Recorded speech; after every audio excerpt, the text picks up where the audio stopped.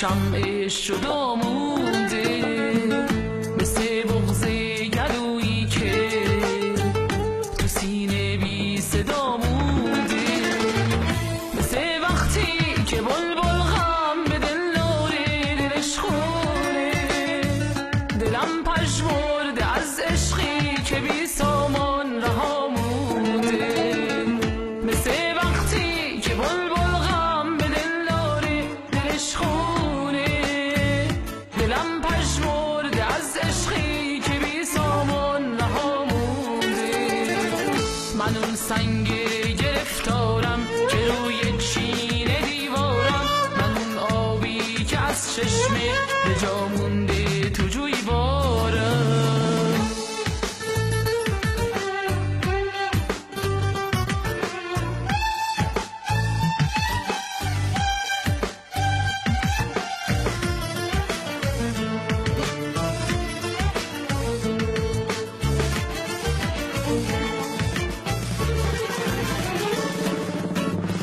گل زردم پر از دردم، از عشق تو یه شب گردم، چه شبهایی که با یادت به تنهایی سحر کردم. تو این دنیای وانفسا به که گویم غم دل را، که میتونه که مرهم شه دل زخم خورده من را، دل زخم خورده من را.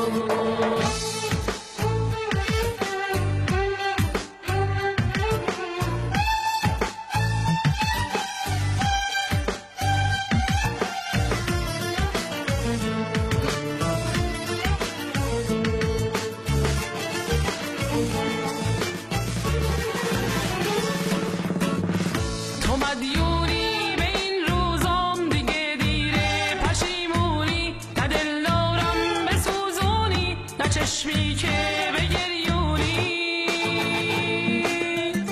تو را از یاد من برده دلی که از تو زخم خورده، هنوز از خاطرات تو دلم رنجور و آزرده، دلم